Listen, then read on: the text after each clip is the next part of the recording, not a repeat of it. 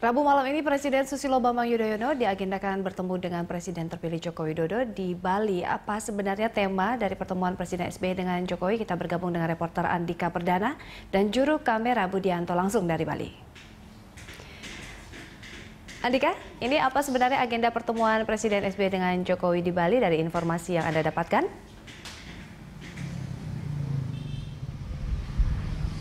Ya, hingga pagi ini dijadwalkan nanti pada malam hari ini Presiden SBY akan bertemu dengan Presiden terpilih Joko Widodo Indri.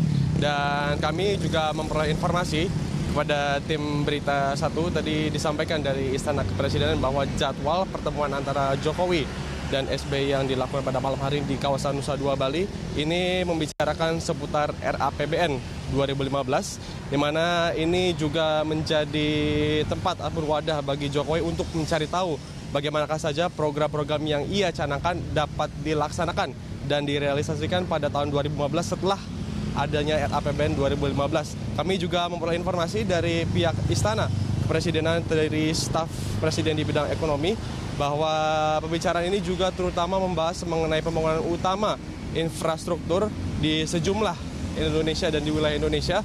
Memang juga dari pemerintah sebelum akan ada total kurang lebih akan dikerjakan oleh pemerintah Indonesia dan 15 diantaranya proyek ini akan dikerjakan pemerintahan SBY Budiono dan 25 proyek akan dikerjakan pemerintahan berikutnya yaitu Jokowi dan JK. Pembicaraan mengenai transisi pemerintahan ini Indri juga merupakan tadi disampaikan dari juru bicara Presiden Julian Aldrin Pasha merupakan inisiatif sendiri dari Presiden SBY dan ini merupakan tonggak sejarah baru menurut Presiden SBY dalam proses politik ataupun transisi pemerintahan di Republik Indonesia yang ini mencerminkan kebiasaan politik yang baik dan juga santun. Dari juga ada informasi yang berkembang hingga saat ini juga pertemuan antara SBY dan Jokowi ini juga ada sinyal bergabungnya Partai Demokrat ke PD Perjuangan, namun ini belum bisa dipastikan dan kami juga masih menunggu informasi dari kedua pihak baik dari PDIP ataupun dari juga Partai Demokrat. Hingga saat ini juga tadi juga disampaikan mengenai pertemuan ini juga yang nanti akan dilakukan di Nusa Dua pada malam hari ini. Kami masih menunggu informasi lokasi tepatnya di manakah hotel yang akan dilakukan pertemuan antara SBY dan Jokowi ini.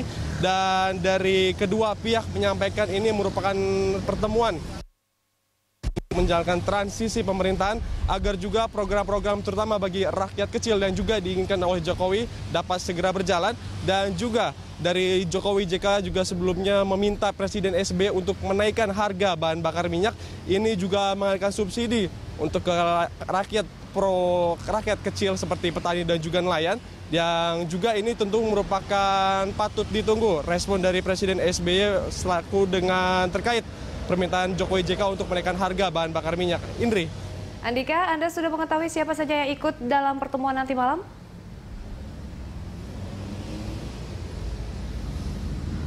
Kami masih menunggu kepastian siapa saja yang ikut dalam rombongan baik dari SBY ataupun dari Jokowi. Dipastikan Jokowi hadir dan juga dari Presiden SBY sendiri. Dari juru bicara kepresidenan masih juga memberikan kepastiannya nanti pada sekitar jam 5 sore hari ini.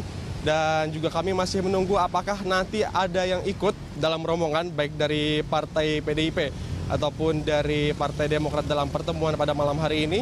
Juga terkait dengan agenda Presiden SBY di Bali ini, selain juga bertemu dengan Presiden terpilih Joko Widodo, ia juga akan menghadiri acara pertemuan terkait dengan tingkat di PBB, peradaban PBB yang akan dilaksanakan pada Jumat dan Sabtu besok yang juga akan dihadiri oleh Sekjen PBB Ban Ki-moon. Ini juga acara ini dengan tema Bhinneka Tunggal Ika ini juga nanti akan dihadiri sejumlah kepala negara dan kepala pemerintahan dari sejumlah negara termasuk juga dari Timur Leste. Hingga saat ini juga Presiden SBY masih berada di Timur Leste dari informasi yang kami terima hingga pagi ini, dan direncanakan Presiden Susilo Bambang Yudhoyono akan mendarat dan tiba di Pulau Dewata, Bali pada jam 2 siang hari ini.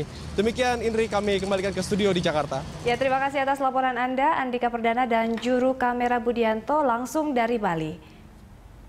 Ya, kita lanjutkan dialog. Nah ini Bu I, kalau tadi atas mungkin beberapa statement yang dikatakan oleh Pak Hasto tadi bahwa memang opsi-opsinya sendiri agar bisa mengakomodir begitu, dan perampingan kabinet itu juga untuk tadi Ibu mengatakan memangkas birokrasi dan lainnya. Dan yang menarik, nanti malam akan ada pertemuan dengan Jokowi dan SBY ini membahas tadi juga APBN begitu ya. Nah ini bagaimana, kemarin juga sempat Jokowi merasa keberatan dengan beberapa opsi dari budget-budget yang ada di APBN 2015. Ini Ibu menanggapinya seperti apa? Iya, karena memang dalam kampanyenya, dalam debat yang berlangsung selama masa ini ya, kampanye Pilpres itu menunjukkan bahwa sebenarnya banyak janji yang disampaikan oleh Jokowi JK, dan tentunya sebetulnya satu hal yang ingin dibuktikan, ingin dikatakan dituntaskan, yaitu bagaimana melakukan satu terobosan yang betul-betul signifikan dalam konteks mengurangi jumlah kemiskinan dan pengangguran. Itu sebenarnya. Jadi infrastruktur dan sebagainya, kartu sehat dan sebagainya itu adalah mengacu pada bagaimana menyelesaikan isu kemiskinan yang tidak kunjung turun secara signifikan itu. Nah ini yang menurut saya penting sekali. Itu artinya juga pemerintahan baru harus berpikirnya dalam format makro yang utuh ya. Tidak hanya melihat dari Jakarta, tapi tadi itu saya sebutkan adalah dalam konteks otonomi daerah. Kalau otonomi daerah ini didorong oleh pemerintahan baru nanti untuk berhasil, berarti ini kan istilahnya itu mengubah satu jargon politik pembangunan dari pusat ke daerah, tapi ini adalah bagaimana membangun Indonesia dari daerah, bahkan membangun Indonesia dari desa, kan itu. Dimunculkanlah klaster-klaster baru di sejumlah daerah ini supaya yang namanya urbanisasi juga sudah mereda dengan sendirinya seperti itu. Jadi memang Indonesia ke depan berkepentingan menyaksikan daerah-daerah ini lebih maju, dan itu perlu ada strong leadership dari yang namanya RI1 untuk menyatu padukan daerah-daerah supaya tidak jalan masing-masing, supaya kepala-kepala daerah tidak tersandra tidak hanya oleh politik kekerabatan atau dinasti, tapi juga tidak masuk ke penjara, tidak berurusan dengan hukum. Dan tentunya juga kita masih memiliki jumlah daerah tertinggal yang sangat tinggi, yaitu 183. Nah ini pekerjaan rumah yang harus diselesaikan. Nah melihat semua tujuan yang mulia seperti itu ya, ingin katakan menyelesaikan pekerjaan rumah Indonesia, yaitu mengurangi kemiskinan pengangguran, ternyata juga tidak mungkin dilakukan tanpa adanya dukungan penuh dari APBN. Nah, APBN kita memang terseok-seok oleh adanya subsidi terhadap BBM yang tinggi, subsidi itu. Lah ini malapetaka juga menurut saya. Karena apa? BBM selalu menjadi komoditi politik, isu seksi yang dimainkan untuk menaikkan citra, menurut katakan politisasi BBM itu tidak pernah dihentikan oleh pemerintahan siapapun, hanya karena untuk menaikkan katakan reputasi atau kesan image gitu ya, citra dari pemimpin itu sendiri. Artinya sekarang posisi yang sulit ya, ketika BBM juga langka begitu di beberapa daerah, dan Ibu melihat adanya unsur politisasi pada saat ini, karena juga di masa akan berakhirnya pemerintahan Presiden SBY begitu. Iya, kebetulan memang kita juga menyaksikan partai-partai juga bermain untuk tidak menyetujui ya. Kita masih ingatan kita masih fresh ya, ketika SBY mau menaikkan harga BBM, justru PDIP sangat vokal untuk menolak itu, dan PKS lalu Golkar di internal koalisi sendiri tidak setuju. Sementara partai yang beroposisi tidak di pemerintah seperti PDIP juga luar biasa ininya. Argumentasi-argumentasi yang disampaikan oleh kader-kader PDIP justru menyerang untuk tidak menaikkan itu. Tapi atas dasar apa kan gitu lah. Sekarang pemerintah baru malah ingin menaikkan, ini yang harus dibangun satu